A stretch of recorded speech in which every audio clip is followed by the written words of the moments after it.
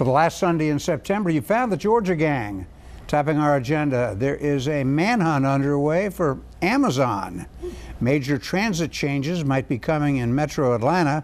And at Georgia Tech, an awful suicide. Some of the stories up for grabs on the Georgia gang. From the Fox 5 studios, the Georgia gang starts now. Good morning. We're glad you'll be with us on this last Sunday of September.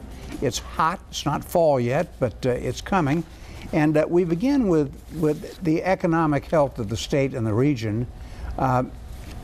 It's pretty amazing when a company announces that it wants to find a place for 50,000 jobs and a second worldwide headquarters.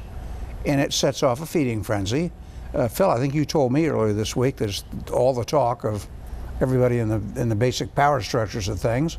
And Atlanta's getting ready for that. The state's organizing to try and win that. It is. It's a talk all over the state as we go around, and this is the big one. And you know, Governor Deal and his economic team, the Commissioner of Economic Development, everybody's pulling together, and I think we got a pretty good shot from what I'm talking I think to. that there's a very good chance that we could get it. We have all of the infrastructure in place that they're looking for. We have a transit, we have an international airport, obviously. That's right. Amazon laid down some loose. They did. Conditions. But one of the things that I think that where we might be lagging a little bit is education and a prepared workforce, particularly for these kinds of tech jobs. Well, you can import a lot of those, but when you're looking at 50,000, that could be a problem. I know that you have Georgia Tech and an awful lot of colleges and universities in town, but if we have a weak spot, that's probably it. Let's leave Amazon for a minute, because in the middle of all this, Governor Deal and Mayor Reed and others had a terrific week. I mean, looking at my list, Accenture is going to add 800 jobs in Midtown. A company called OneTrust is going to add 500. The governor was able to say this week that Georgia has created 30,000 new jobs this year alone. So now you overlay Amazon, and it puts to rest, if that happened, Georgia's already supposed to be the best state to do business in by a couple of ratings agencies. So you got all this great stuff happening. That's why I think, Jeff, the education piece might not be that important, because we do have the higher education piece, Alexis. We have it's all the coming higher around Georgia education Tech. Georgia Tech, Georgia State. Georgia State? The Atlanta Emory. University Center Schools, Morehouse, Spelman, Clark. And we don't have a unionization problem here in the state. We're a right-to-work state, and companies like that. Yeah, well, what did Amazon say? They wanted a major airport. Well, that's us. Start with that. Right. They want transit. We got that. And it needs space, obviously. The Gulch downtown. Well, They're looking I don't at think that. I think they want a campus. I can't read their minds. They've eaten Seattle. Well, they have They've taken all the available space in Seattle. Yeah, and Georgia State has taken all of the available space in downtown Atlanta, so that doesn't leave a whole lot. Well, there are plenty of campus areas in Metro Atlanta. There really are. We still have an awful lot of vast But are they hooked forested to, areas. transit? Well, they have to be by, obviously, an interstate. Which leads to the next topic, which was Governor Deal, by happenstance, meeting with Cobb County leaders, Phil. Right. And all of a sudden, they're singing a different tune. They see Amazon out there, and all of a sudden, rail looks pretty good, huh? Well, hopefully light rail, which is cheaper than heavy rail. And I know you're going to probably get into this, but the whole big picture regionally is fascinating. We've touched on a little bit recently on these broadcasts, but you've got the mayors of 14 cities and in Fulton County pulling together on transportation. Right. You've got T-SPLOST that have been authorized, of course, by the legislature. They're planning already in Fulton County, the most populous county in Georgia. And I think Amazon, to go back to that a second, I think they're going to like what we're doing here. Well, the only problem is the freeway traffic. And if they find out it's as bad as it is, that might give them some pause. But other than that, but we are moving ahead on these public-private partnerships. You can see below the airport where we're making progress. So I think they can see that we have done the planning. That could be a really, I think, I'm glad you mentioned that, because I think that below the airport, if they were to come, would probably be a prime spot for them. There are other congested areas if you don't want to be right in the heart of the city. Imagine or what it could do for Clayton County. Right. Clayton County would be perfect for it. And if you could get Delta and others online to work on this, there's lots of space. There's absolute proximity to the airport, and they desperately need that kind of campus. How about the Doraville MARTA station? in Egbert Berry's project up there, huh? Well, that's the heart of congestion, right? Yeah. So I got to thinking about this. Phil prodded me, so I put on my thinking cap. And I went back and I looked and I realized something we haven't really talked about. Governor Deal, who is so unassuming sometimes, he and the legislature have merged Greta, that's Roy Barnes' bus company, with CERTA, which was Sonny Perdue's toll company. And they're all under Chris Tomlinson. And the General Assembly, both houses, have major transit study commissions going. This could all be pointing in the right place, where the General Assembly kind of helps Amazon with a soft landing place. And I wonder, Jeff, just a personal aside here, if that combination of those two agencies might not have been part of the reason why Keith Parker left MARTA. No, because he didn't see a future. No, I absolutely not. I think that Keith Parker it would have was been the future for him. If Keith Parker was, yeah. I mean, he was looking for something new to do, and found it, obviously. And I think that it was just kind of a family first decision. Well, but going back to Chris Tomlinson, he is a key player in our transportation system here in Georgia. And the State Road and Toll Agency has financial tools that other agencies and even the DOT can't really utilize. So I think that, again, going back to Amazon, they've got to like this. Right, it could be an impetus for finally getting the state involved in public transit in a big way that it has not ever done before. That's where I was leading. Well, and variable tolling is the wave of the future here in Georgia, as it is in other states. And that it's not the answer to congestion, but it helps. Okay, and one little tiny thing that I noticed this week. Fada Massimo, who had worked in Cobb County successfully with that county's SPLOST program, making traffic improvements through that extra penny. Then she moved to the city of Atlanta, where she oversaw the planning for the ballot items that were wildly successful and are now starting to get into play in Atlanta, fixing traffic, repairing streets, looking at that Clifton Road corridor. She is going to be on the board of those two agencies, Roy Barnes' bus company and the tollway company. So I think there's something big going on. There was one bad bit of business this week. We don't have a lot of time, and it's not really our area. But the Equifax story has taken a pretty nasty turn. You've got executives singled out on allegations of insider trading. They denied, of course.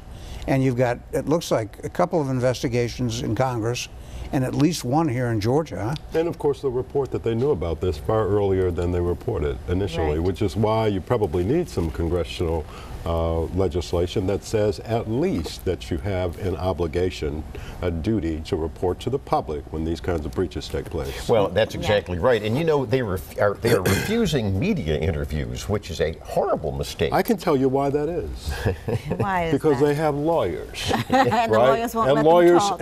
And lawyers are intent on destroying corporate brands when they get in these kinds of crisis situations. Well, and it's a mistake because you and I do PR, and that is the worst thing that the company can do. Right. To have no comment. And it's the worst thing you It can is do. a comment. Yeah, no comment is a comment. No comment is a comment, and a terrible comment. Right. And the insider trading thing came from the fact that it was reported that a couple of executives did some stock sales just before it was announced. So that is not good. Look, when a quiet guy like Johnny Isaacson says Equifax has a lot of questions to answer, that's tantamount to a screaming headline from Johnny Isaacson. And I don't know that Rick Smith, the CEO there, is immune either. I mean, Equifax, the brand is going to take a hit, the CEO may take a hit. We haven't seen the end of this story. Right, and plus, who likes them anyway, right? I mean, they finding out all of our information, everything about our finances. And by the way, this occurred to me the other day.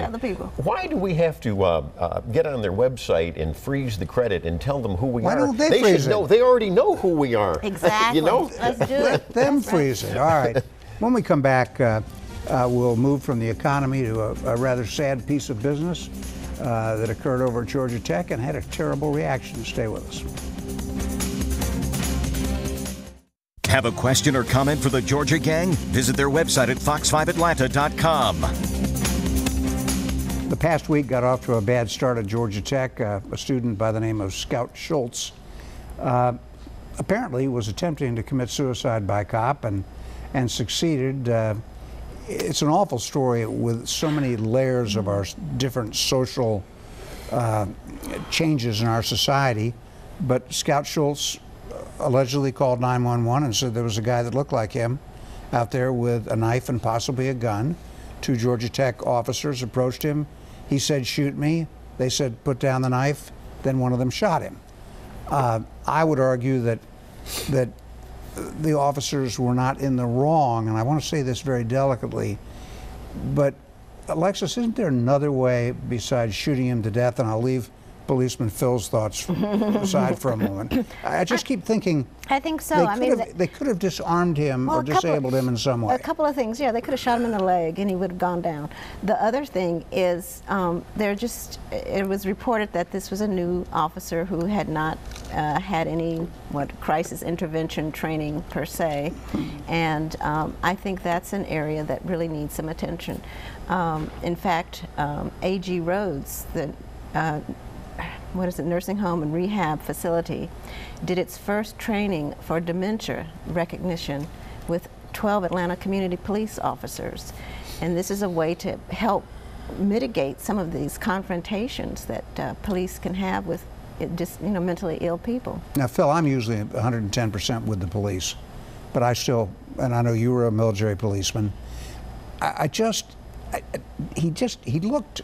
Sure, he was threatening. He had a knife. The blade was closed, by the way, and it wasn't really a knife. And it wasn't really a knife. It was some kind of tool. It was a tool. It was a multi-purpose tool. Mm-hmm. Wasn't there a way? Now, they didn't have tasers, but how could they have gotten him to the ground without mortal harm to themselves? Well, there's a couple facets to this. First, I would say that they didn't have tasers, and I'm a fan of tasers. I think they should be armed with them along with their sidearm, but they didn't have the taser. They didn't have the taser, and I've seen policemen badly hurt by a knife. It looked like it was open, even though it wasn't, with that type of tool. And when you get close like that, you have to make a split decision as a law enforcement officer. And they are trained, Alexis, to shoot for the body mass. And it's a tragic situation. I heard over and over again, they only shoot him in the leg in movies. Well, that's right. And so, when you've got someone coming towards you, you've got to make a split-second decision. He was coming toward him. I don't understand why. And if you want to commit suicide by cop. We're talking about Georgia Tech police officers, the university's own police force. Why would they not have tasers? Why would they be armed? Especially with college kids. With college kids. Why would they be armed with bullets and not tasers? That doesn't make any sense to me. That's number one. Number two, why can't we use rubber bullets? And why does this? I mean, the same thing applies when you have a police officer stop, as we've seen over the last couple of years, blackmail after blackmail, and they end up dead because police use this immediate source of force. When there are alternatives, there are rubber bullets. We've seen this in Europe and elsewhere. There are tasers. There are alternatives, and they need to be able to use them. There's pepper spray. Now let's change pepper spray is hard when someone's coming right at you. Right. That's difficult. Yeah. Taser, I would agree with. But then the story took a bad turn. Right. It took a very bad turn. A peaceful protest to mourn this confused Scout Schultz, who obviously had mental impairments. By the peaceful protest went on fine, and then it was really, as we used to say in the 60s, the outside agitators came in. A police vehicle got set on fire. There was a minor riot. There were 3 arrests. Obviously, the Antifa forces that we see in politics are engaged on these campuses. One guy was, 31 years old and sort of a professional protester? Well, that's right. And this is a problem here in Atlanta. Just 3 weeks ago, three weeks ago at Piedmont Park, you had vandalism, you had a parade without a permit with these left-wing anarchist demonstrators, protesters, thugs. No arrests were made. We checked the other day here at Fox 5. Did they look at video? No arrests have been made. So there's a signal out there on the street to these agitators that nothing's going to happen in Atlanta. I don't think there's a signal for that. I think people... Well, don't you disagree with no arrests? No, I think some people are just hell-bent on anarchy and disruption. I think that there were some very angry people out there that... I don't think they cared about Scott Schultz. Virtually unarmed person. I didn't care about Scott Schultz. I disagree. I think they did. It was just a way to get out there. I think that they're outraged by this kind of lethal force. officers. Well, there's an anti-police campaign out there by the left, whether you want to acknowledge it or not. And that's their narrative. They're outraged by everything from Donald Trump down to that police officer. Well, it is outrageous. Yes, it's outrageous to kill people. Yes, well, you can't just label the police as the enemy. Well, we're not labeling them as the enemy, but that's what the left is. We use lethal force on the wrong people. I hate to say that, but if you start burning police cars, somebody's going to fire, and they didn't. And that is bad. I don't disagree with you on that, but they were not outside agitators. One of them was from Marietta, one of them was from Smyrna. Well, they were outside the campus. And one of them was a Georgia Tech student. So it was. Well, one was, two weren't. Yeah, so I'm sure it'll be an ex-Georgia Tech student. Well, the lawyers, his lawyer said if he can get him back onto campus, they can change the bond. All right. Well, we didn't get to everything I wanted to get to there, so we will take a brief pause and regroup. See you in a minute. Have a question or comment for the Georgia Gang? Visit their website at fox5atlanta.com. A quick afterword on that awful situation at Georgia Tech, both the suicide by police and the rioting. The AP style book apparently has been changed since the four of us were actively engaged in using it as our copy Bible. And Scout Schultz was referred to because he identified neither as a man nor a woman, but both. He was identified under the AP style book phrase of they. Mm-hmm. So the reporting, the serious reporting from a major newspaper looked like one giant grammatical error. Well, it's insane to refer to one person as they. We all just called him he, didn't we? Mm-hmm. We didn't even think about it. Right. To call him they would have stopped us cold. Well, what are you talking about? It's not grammatical. It isn't. All right, politics. Actually, calling him they, it made it sound like a Abbott and Costello routine. Who's on first? Politics. Randy Evans, our friend, longtime Newt Gingrich associate, nominated to be ambassador to Luxembourg. That is a tough duty. Oh, I know. With all those wineries and castles. Oh my God! By the way, that is the world headquarters. Isn't Amazon got a headquarters over there? For their cash, yeah. But you know, I think we broke that news first about Randy Evans. You on did the Georgia some game. time ago. Yeah. Oh my goodness. And Johnny Isakson, we alluded to this last week. Johnny Isakson and David Perdue, the two senators from Georgia, both working hard on the defense appropriations bill. Georgia got everything it wanted out of that bill. You know, we look at that very parochially. I think it's a better bill than we've had before for defense, but certainly Georgia was protected. Now we've got politics again. It's already almost October. We've got November 7th, mayoral election in Atlanta, and we have a race for Fulton County chair, which is now complete. Nonpartisan race. Rob Pitts, Gabe Sherman, and Keisha Waits, who is leaving her position in the General Assembly.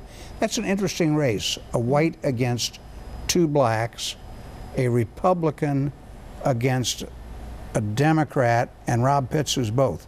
In a Democrat-dominated county. That was pretty well done. That's good. Yeah, he's a they. He's a they. So, I'm sorry, but I think that's a fascinating race. I don't think that he's a they in that country. No, he's not. I mean, but what it does is it gives young Gabe Sherman, who was a city councilman in Sandy Springs. Gabe Sterling. Sterling. What did I call him? Gabe Sherman? Sterling. I know, Sherman's a cigar company. Gabe Sterling gives him a chance at kind of an upset victory from the outside. But then there are legislative races, Phil. What do you see as the highlights? Well, let me go into just a couple, and we can go into next week. We'll probably go into some more legislative ones along with the mayor. But my district is called District 6. That's where we'll start, of course. That's where we're going to start. And also, it's a crowded race. This seat could flip from Republican to Democrats, held by Republican Hunter Hill right now, who's running for governor. State Senate, that's right. 5 Republicans and 3 Democrats are running, and so that's going to be a toss-up. Let's go over to where Vincent Fort, the senator, he's running for mayor of Atlanta. He's resigned his state Senate seat. And Nikema Williams, she's a big Planned Parenthood activist. She's probably got the co-chair edge. She's probably got the edge over Linda Pritchett, another Democrat. And just maybe one more. You've actually got 2 House seats over in Athens. Those are Republican districts. They'll stay Republican. Stacey Evans, the Democrat from Smyrna, who's running for governor, a pro-business liberal Democrat, will probably be replaced by probably someone very similar to Stacey Evans, Terry Anulowicz, a Democrat. She's running unopposed. She's a Smyrna City Councilwoman. That's right. And I left out one on the special election side. Alexis, it's your district, I think, the Fulton County Commission seat on the south side. And I just blanked. I see some familiar candidates in that race. What is there anyone who stands out? The two that stand out for me are Natalie Hall. She's Kwanzaa Hall's wife and also active. And she was chief of staff. She was chief of staff for Joan Garner, who was the deceased commissioner whose seat is being replaced. And our old friend Reese McCraney, who had been worked in the Kasim Reed campaign. Yes, and at City, at City Hall, at the and airport. at the airport. He was the airport. That's what I know him. Yes, right. As the airport spokesman. That's right. Yeah, so we're going to have to nibble at these races as they develop, and of course we'll keep an eye on the mayor's race. And then of course the mayor's race has just devolved, unfortunately, into the theater of the absurd, with posters being stolen from City Hall by... Posters being made at City Hall. Well, my goodness, it's crazy. Posters being stolen and removed, and there's video of it all right there on the website if you want to take a look at it. Well, Alexis is right. These are posters that were sanctioned by the Reid administration against his enemies. And Caesar, against Caesar Mitchell. Well, they were against Caesar Mitchell, and apparently it was a Mitchell volunteer. It was a volunteer of Caesar's who took the things and was arrested. Even worse, though, was a flyer that went out last week depicting candidate Keisha Lance Bottoms on the mayor's back, with some sort of kind of strip club kind of language attached to it. It was ugly. It was misogynistic. We should be able to rise above these kinds of politics. Whoever did it, and it was probably a male candidate or somebody working for a male candidate, doesn't realize how this kind of misogynism is going to backfire in favor of a female, right, who's gotten already a tremendous amount of female support. And Kathy Woolard got the endorsement of the guy who founded, who dreamed up the idea of the Beltline. So I mentioned that. But here's the theater of the absurd. This is what I like about today's politics. All the candidates for mayor show up at a forum on bicycles. It turns into a discussion of race. With all the traffic and transportation problems we have in Atlanta, the 1% who dare to ride a bike, those people are mentally ill if they're driving a bicycle in rush hour in this town. All right, when we come back, winners and losers. Wait, what? That was Time now for the week's winners and losers. I might have tangled my previous remarks. It's just my considered opinion that anyone who rides a bicycle in rush hour traffic in metropolitan Atlanta has some mental issues to cope with. There are a lot of people who are doing it, by the way. Yeah. There are a lot of cyclists in the city. 1%. Okay, Phil, go ahead. Winners and losers. Well, I think we would all want to make as a winner a Georgia longtime politician who passed last week. We didn't have a chance to get it in on the show. Alexis didn't get to finish her That's sentence. right. It's Tommy Irvin. He, for 40 years, this is very interesting. For 40 years, he was our agriculture commissioner, appointed in 1969 by Lester Maddox, the governor, and then retired in 2011, not that long ago. Yeah. And what a storyteller. But anyhow, I got a loser, and we've had a spate of bad teachers. You talk about our educational system, Jeff. Some of the problems are these teachers in your neck of the woods, DeKalb County. Bonica Williams, a music teacher at Bethune Middle School. No relation. She has no relation to Dick, but she did a homework assignment. They had this filthy rap lyrics, and these are sixth graders were told, change the filthy, vile words to good words. How stupid is that? And I guess... Is it? Is that what it was? An exercise in trying to clean up some of this. I think it's stupid. I don't want. You don't want the first in there, right? I don't want them exposed to that. Being exposed to that language. Thank you. Yeah. I don't want to rap anywhere near it. Okay. Jeff, you go? Oh, sure, absolutely. I think the governor deal, Kasim Reed, and the bipartisan partnership that they've had, they're both winners, and is a result of this. We're talking about 30,000 jobs.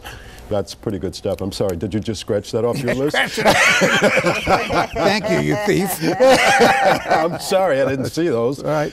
But yeah, I think that they've done a tremendous job. This is going to be the governor's legacy, and I think the city, the mayor's as well. And another winner has got to be Keisha Lance Bottoms for the class and the calm with which she responded to the onslaught this past Alexis? week. Right. Well, and on that note, I'll make Caesar Mitchell my winner for the calm in the class that he responded to the attacks on his character and billboards at City Hall. The other winner is going to be Angelica Hale. She's from Johns Creek, and she came in second place on America's Got Talent this week for her singing ability. Cool little kid. So she's going to be great, and she's only 10 years old. And then my loser is going to be Tom Price for taking private charter planes everywhere instead of commercial airlines. I'm awaiting more detail on that. Well, it was a 2-day period. I'm not sure. We got to get out. My loser May, this week is the 24 lowly flights. cotton ball. Apparently, if you decorate something with cotton balls, it's now considered racist in some quarters. But we're all wearing cotton. I don't know. I don't get that at all. I have cotton balls in my house, so it reminds me of where we came from. Well, It depends on the put 'em in your house. context. We got to right? get out. Doubleheader today on Fox. Doubleheader. Falcons, 1 o'clock. Atlanta United, 5 o'clock. See you next week on the Georgia Gang.